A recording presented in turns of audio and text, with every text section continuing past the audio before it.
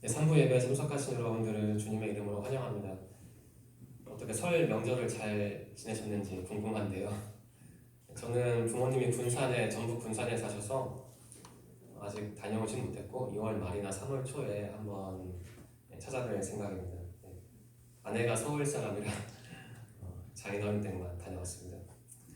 오늘 함께 나눌 말씀은 요한복음 11장 32절에서 44절까지입니다. 오늘은 생명을 주시는 예수님의 모습을 나사로 이야기를 통해서 같이 살펴보겠습니다. 우리 말씀을 다 함께 교독하겠습니다. 요한복음 11장 32절부터 44절인데 제가 먼저 32절을 읽겠습니다. 마리아가 예수 계신 곳에 가서 배웠고 그 발 앞에 엎드려 이르되 주께서 여기 계셨더라면 내 오라버니가 죽지 아니하였겠나이다 하더라.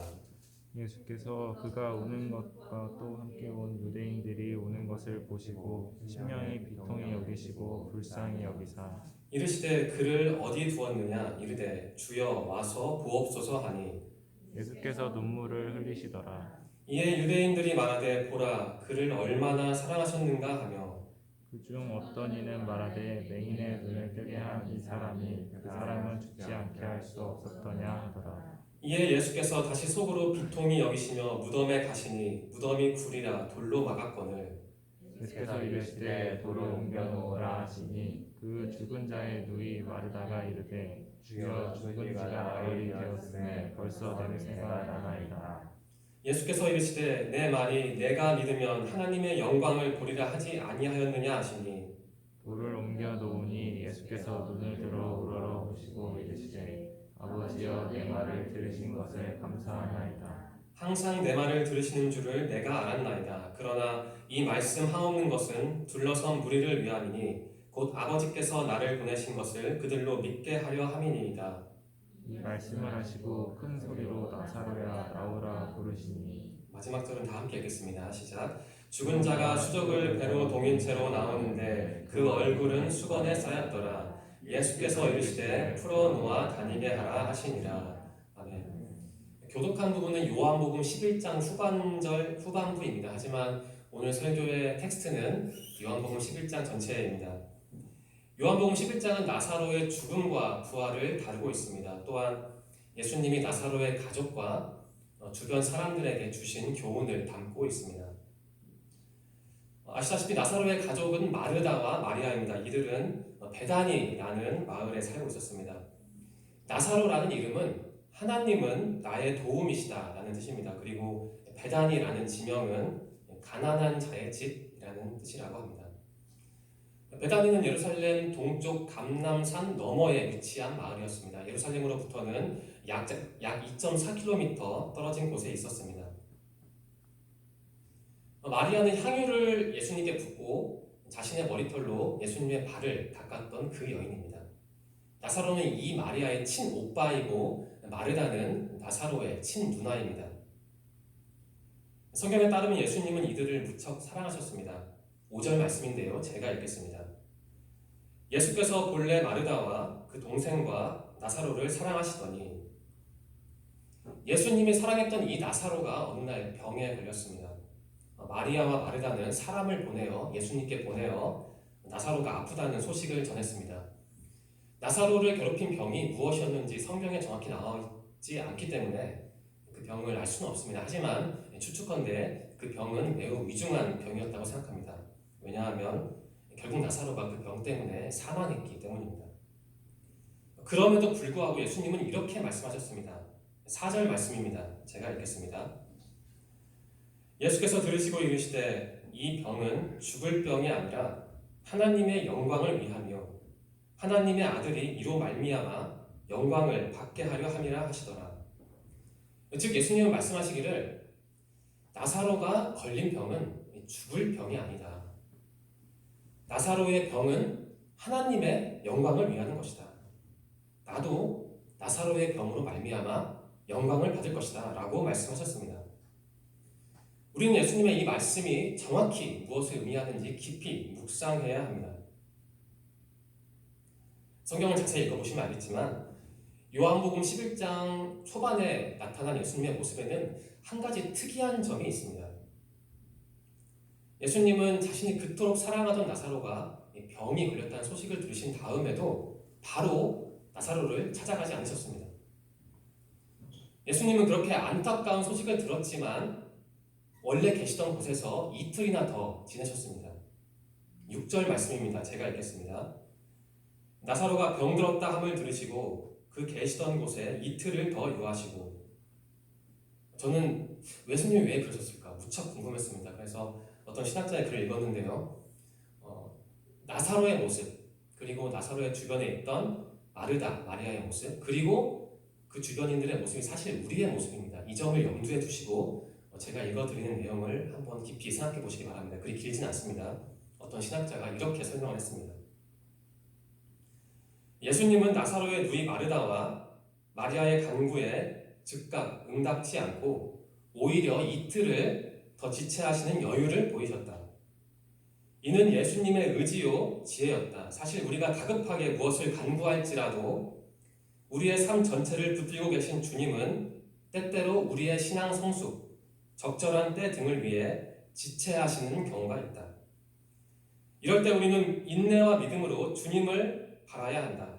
주님은 그것으로 인해 더 큰 하나님의 영광을 드러내시고자 할지도 모를 일이기 때문이다. 이렇게 말했습니다. 예수님은 마르다와 마리아 요청, 그러니까 예수님 우리 오라버니가 아픈데 좀 빨리 와주십시오 라는 요청을 받으셨음에도 불구하고 바로 반응하지 않으셨습니다. 그러면 여기서 누군가는 이렇게 생각할 수 있습니다. 만일 예수님이 그 요청에 좀 더 일찍 반응해서 좀 더 일찍 배단에 가셨더라면 나사로는 죽지 않았을 것이다. 이렇게 생각할 수도 있습니다. 여러분은 어떻게 생각하십니까? 사실 예수님이 지체하셔서 나사로가 치유를 못 받고 죽었다라는 생각은 적합한 생각은 아닙니다. 11장 17절 말씀이 기록하듯이 예수님이 나사로를 보기 위해 베다니에 도착하셨을 때 나사로는 사망한 지 이미 나흘째 되던 날이었습니다.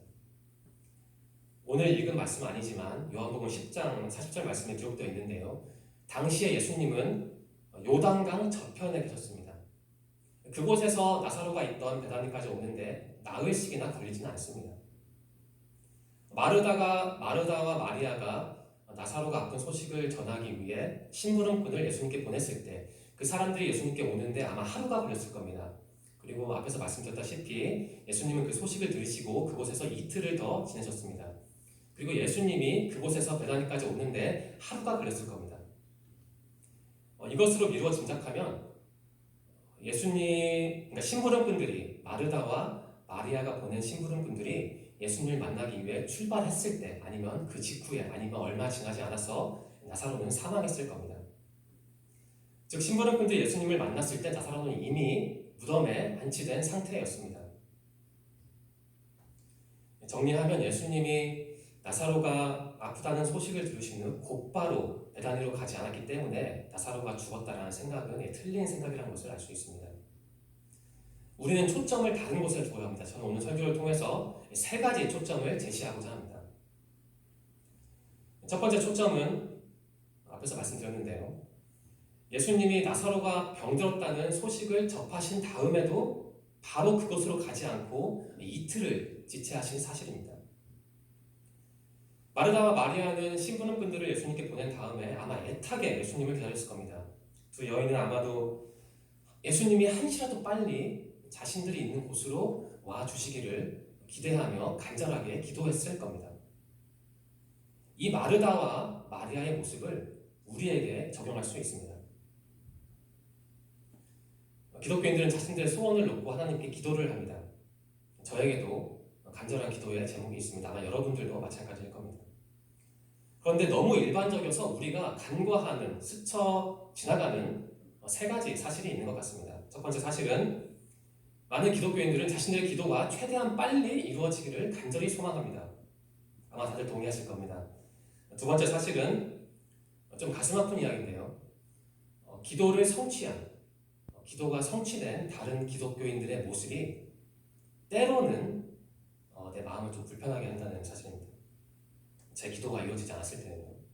세 번째 사실은 적지 않은 기독교인들이 자신들의 기도가 빨리 이루어지지 않으면 좌절하거나 실망하거나 혹은 때로는 하나님을 원망한다는 사실이 아닐까 합니다. 개인적인 이야기를 잠시 드리고자 하는데요. 성도님들의 양해를 구합니다. 제가 오랫동안 기도해 왔던 기도의 제목들이 있었습니다. 이 자리에서 그 제목들을 말씀드리지는 않겠습니다. 저는 기도가 잘 이루어지지 않아서 무척 고통스럽고 힘들었습니다. 그 고통스러움은 겪지 않은 사람은, 겪어보지 않은 사람은 결단코 모를 것입니다. 저는 너무 힘들 때는 청년 시절이었을 텐데요. 저는 너무 힘들 때는 하나님께 원망을 쏟아낸 적도 있었습니다. 그런데 감사하게도 하나님께서 저를 불쌍하게 여기셔서 그 기도의 제목들은 이루어졌습니다. 그런데 안타깝고 이상한 것은 가끔은 제 모습이 비참하게 느껴진다는 사실입니다. 그 기도 제목은 이미 현실이 되었는데 저는 그 기도가 이루어지지 않았던 당신을 생각하며 힘들었던 당신을 생각하면 비참한 기분이 듭니다. 그러한 어두운 마음을 촉발하는 계기는 참 여러 가지가 있겠지만은 그 중에 한 가지는, 가장 영향력 있는 한 가지는 제 자신을 타인과 비교할 때입니다. 이를테면 나는 이제야 이 나이에 이것과 저것을 누리기 시작했는데 저 사람은 나보다 나이가 한참 어린데도 내가 그토록 원했던 것을 참 편안히 넉넉하게 누리네. 이런 생각을 하면 마음이 참 어두워집니다. 그런데 저와 같은 모습은 논리적으로 볼 때도, 신앙적으로 볼 때도 결코 바람직하지 않습니다. 논리적으로 보면 과거는 과거이고 현재는 현재이고 미래는 미래이기 때문입니다. 또한 저 사람은 저 사람이고 저는 저이기 때문입니다. 신앙적으로 보면 뭔가를 놓고 불평할 때 하나님이 이미 나에게 주신 것에 대한 감사함이 사라지기 때문입니다. 또한 나보다 앞선 타인과 나를 심하게 비교하면 그 타인과 신앙적으로 좋은 관계를 맺기가 무척 어려워지기 때문입니다. 제가 방금 전에 나보다 앞선 타인이라는 문구를 사용했는데요. 이 문구는, 그러니까 나보다 앞선 타인이라는 문구는 기독교인들이, 특히 청년들이 무척 조심해야 할 표현입니다. 어떠한 기준을 적용하느냐에 따라서 그 타인이 저보다 앞서 있을 수 있지만 저보다 뒤에 있을 수도 있습니다. 또한 시간의 흐름에 따라서 우리가 가진 형편은 변할 수밖에 없습니다. 오늘 승리했다고 해서 내일도 승리자로 대접받는 것은 아닙니다. 세상이 그렇게 호락호락하지는 않습니다. 반대로 오늘 패배했다고 해서 죽을 때까지 패배자로 살아가는 것도 아닙니다. 나보다 앞선 타인이라는 일면적이고 평면적인 주관적인 평가를 내린 다음에 거기에 매몰돼 버리는 것은 결코 신앙적이지 않습니다. 마태복음 20장에 기록된 포도원 품꾼 비유가 나는 좀 뒤처진 사람이 아닌가라고 고민하는 사람들에게 참된 축복의 말씀을 전해주는 성경 말씀입니다. 저는 적절한 시기에 포도원 품꾼에 관한 설교를 성도님들과 함께 나누겠습니다. 신앙생활에서 중요한 것은 누구는 나보다 뛰어나고 나보다 많은 것을 누리네 라는 주관적인 평가는 아닙니다. 누구는 부모 잘 만나서 이런 식의 무엇을 이루고 나는 부족해서 제자리 걸음하네 라는 세속적인 자책도 아닙니다. 기도가 실현됐다는 사실 자체도 신앙생활에 있어서 가장 중요한 요소는 아닌 것 같습니다. 신앙생활에서 정말 중요한 태도는 하나님이 항상 내 기도를 들으신다는 사실을 믿고 내 기도는 주님이 원하시는 때에 그리고 주님이 원하시는 방법으로 이루어질 것이다 라는 소망을 잃지 않는 태도입니다. 예수님이 마르다와 마리아의 기도를 이루어주시지 않은 배경에는 분명한 계획과 의도가 있었습니다. 앞서 읽은 11장 4절 말씀인데요. 요한복음 11장 4절 말씀인데 우리 다 함께 4절을 읽겠습니다. 4절입니다. 시작. 예수께서 들으시고 이르시되 이 병은 죽을 병이 아니라 하나님의 영광을 위하며 하나님의 아들이 이로 말미암아 영광을 받게 하려 함이라 하시더라. 나사로는 죽었습니다. 하지만 예수님은 나사로를 살리셨습니다. 나사로를 통해 그의 가족과 주변 사람들은 예수님의 능력을 보았고 또한 하나님과 예수님은 영광을 받으셨습니다. 여기서 우리가 꼭 기억해야 할 사실이 한 가지 있습니다. 그것은 주님이 계획하신 일이 마르다와 마리아의 시기와 방법이 아니라 주님이 원하셨던 시기에 주님이 원하셨던 방법으로 이루어졌다는 사실입니다. 이 점을 통해서 우리가 알 수 있는 사실이 있습니다. 신앙생활에서 가장 중요한 것은 물리적이고 사회적인 풍요로움을 축적하는 데 있는 게 아니라 나와 하나님의 관계를 가꾸는 데 있다는 사실입니다. 물론 물리적이고 사회적인 요소들의 중요성을, 필요성을 제가 부정하는 것은 아닙니다. 다만 우선순위를 매기자는 말씀을 드리는 것입니다. 내가 하나님과 맺은 관계를, 그 관계 자체를 그 누구보다, 그 무엇보다 소중하게 여기는 태도가 우리 기독교인들에게 가장 중요한 태도인 것입니다. 저는 성도님들이 자신들의 여러분의 기도가 늦게 이루어진다고 실망하지 마시고 무엇보다 자신을 남과 너무 심하게 비교하지 마시고 주님과의 관계 그 자체를 가장 소중하게 여기시기를 간절히 소망합니다. 우리가 관심해야 할 두 번째 초점은 신앙적으로 볼 때 시련, 시험, 고통, 고난이 소중한 기회가 될 수 있다는 사실입니다. 예수님은 나사로의 병이 죽을 병이 아니며 이를 통해 하나님과 예수님이 영광을 받으실 것이다 라고 말씀하셨습니다. 예수님의 이 말씀과 맥을 같이 하는 비슷한 맥락의 다른 성경 구절들이 있습니다. 제가 세 가지를 소개해 드리겠습니다. 먼저 로마서 5장 3절에서 5절 말씀입니다. 그 의미를 다 아시는 말씀이지만 그 의미를 한번 되새겨 보시기를 바랍니다. 다만 이뿐 아니라 우리가 환난 중에도 즐거워하나니 이는 환난은 인내를, 인내는 연단을, 연단은 소망을 이루는 줄 알미로다. 소망이 우리를 부끄럽게 하지 아니함은 우리에게 주신 성령으로 말미암아 하나님의 사랑이 우리 마음에 부은 바 됨이니, 이렇게 말씀하고 있습니다. 초기 기독교인들에게 고통과 고난은 예외라기보다는 당연한 것이었다고 합니다. 그 당시엔 박해가 심했기 때문입니다. 우리가 고난 중에 즐거워하는 것은, 기뻐하는 것은 물론 고난을 즐기기 때문은 아닙니다.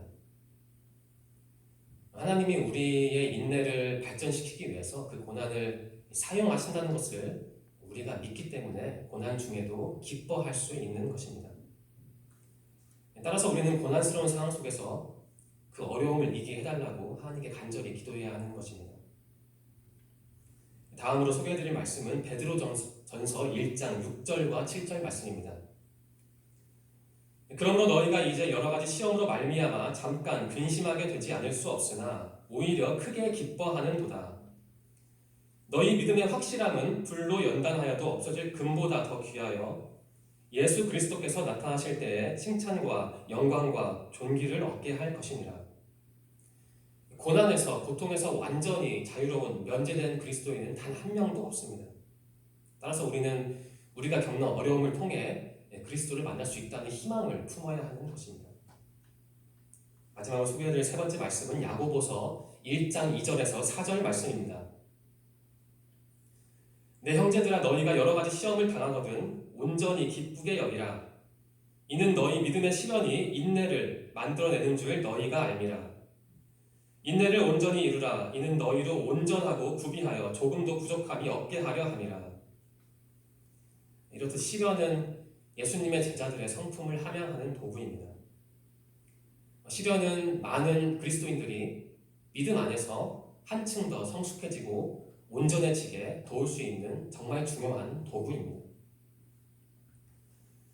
이 성경 말씀들이 우리에게 교훈하고 있듯이 시험, 고난은 기독교인들에게 주님을 깊이 만나는 선명한 통로가 될 수 있습니다. 물론 그러한 고통을, 시험을, 어려움을 미워하자는 것은 아닙니다. 하나님이 그러한 어려움을 의도적으로 허락 혹은 사용하셔서 우리를 힘들게 하신다는 말씀을 드리는 것도 아닙니다. 하나님은 분명히 선한 분이시기 때문에 우리가 아무리 어려운 상황에 있더라도 그 어려움을 이용해서 우리에게 힘을 주시는 분이라는 사실을 저는 강조하고 싶습니다. 저는 성도님들이 세상이 주는 시험, 시련 고통 속에서도 그 시험 너머에 계시는 선하신 하나님만을 간절히 의지하시기를 소망합니다. 우리가 기억해야 할 세 번째 초점은 예수님이 나사로를 위해 기도하시는 장면에 담겨 있습니다. 예수님은 결국 나사로를 보기 위해 베단으로 가셨습니다. 예수님이 그곳에 도착하셨을 때 나사로는 무덤에 안치된 지, 그러니까 사망한 지 사흘째 되던 날이었습니다. 마르다와 마리아는 큰 슬픔에 빠졌습니다. 그 주변 사람들도 슬퍼했습니다. 예수님도 슬퍼하셨고 심지어 눈물을 흘리셨다고 기록되어 있습니다. 33절부터 35절 말씀인데요. 제가 읽겠습니다. 예수께서 그가 우는 것과 또 함께 온 유대인들이 우는 것을 보시고 심령에 비통히 여기시고 불쌍히 여기사 이르시되 그를 어디 두었느냐 이르되 주여 와서 보옵소서 하니 예수께서 눈물을 흘리시더라. 나사로와 그의 가족은 아마도 주변 사람들과 좋은 관계를 맺고 그 관계를 잘 유지시켜왔던 사람들인 것 같습니다. 장례식에 참석한 유대인들도 울었고 예수님도 울었다는 사실이, 그 기록이 이 점을 뒷받침합니다. 나사로의 시신은 돌무덤에 있었습니다. 예수님은 나사로의 무덤에 도착하신 후 그 무덤을 덮고 있던, 그 무덤에 입구였던 돌을 치워놓으라고 말씀하셨습니다. 그리고 예수님은 기도하셨습니다. 41절과 42절 말씀인데요. 이 두 구절을 함께 읽겠습니다. 41절과 42절입니다. 시작. 돌을 옮겨놓으니 예수께서 눈을 들어 우러러 보시고 이르시되 아버지여 내 말을 들으신 것을 감사하나이다. 항상 내 말을 들으시는 줄을 내가 알았나이다. 그러나 이 말씀하옵는 것은 둘러선 무리를 위함이니 곧 아버지께서 나를 보내신 것을 그들로 믿게 하려 함이니이다. 주의 깊게 읽어보시면 알겠지만 예수님의 기도는 간구가 아니라 하나님을 향한 감사 기도였습니다. 예수님은 하나님이 자신의 기도를 항상 들으신다는 것을 아셨습니다. 또한 예수님은 자신의 소명이, 사명이, 그것의 목적이 사람들로 하여금 하나님을 믿게 하는 것이라는 것을 아셨습니다. 예수님의 기도는 기독교인들이 실천해야 할 바를 정확하게 보여줍니다. 우리도 예수님처럼 항상 나의 기도를 들으시는 하나님께 늘 감사해야 합니다. 또한 우리도 예수님처럼 다른 사람들이 하나님을 믿을 수 있도록 그들을 도와야 합니다. 이제 설교를 마무리하겠습니다. 예수님이 나사로를 통해 나사로의 가족과 주변 사람들에게 교훈하신 내용은 우리 신앙인들에게 과연 올바른 신앙의 태도는 무엇인지를 정확하게 알려주고 있습니다. 저는 이렇게 묵상해 보았습니다. 나사로가 죽었다 살아난 사건은 사실이지만 그 사건을 상징적인 차원에서도 한번 생각해 볼 수 있다고 생각합니다. 우리에게도 나사로를 둘러싼 돌무덤 같은 삶의 딱딱한 어려움이 분명히 있습니다. 나사로의 온몸을 감싼 수위 같은 답답함이 우리에게도 분명히 있습니다. 하지만 예수님이 그러한 나사로를 부활시키셨듯이 우리도 예수님의 음성을 듣고 인생의 문제에서 분명히 벗어날 수 있습니다. 이번 한 주도 우리 청년들이 우리의 유일한 희망, 최고의 희망인 예수님의 음성을 들으시면서 예수님과 깊이 동행하시기를 간절히 소망합니다. 기도하겠습니다. 하나님 감사합니다. 우리를 선택하시고 항상 교훈해 주셔서 감사합니다. 하나님, 나사로 이야기를 통해 우리는 예수님이 우리를 사랑하신다는 사실을 다시 한번 깨달았습니다. 우리 청년들이 어려운 상황 속에서도 나를 위해 눈물 흘리시고 나를 위해 놀라운 부활의 계획을 세우시는 예수님만을 의지할 수 있도록 인도하여 주시옵소서. 그들의 삶의 고충을 아시는 주님, 그들의 소망을 주님이 원하시는 때에 주님이 원하시는 방법으로 이루어 주시옵소서. 이번 한 주도 우리가 함께 하실 것을 믿습니다. 예수님의 이름으로 감사하며 기도드립니다. 아멘.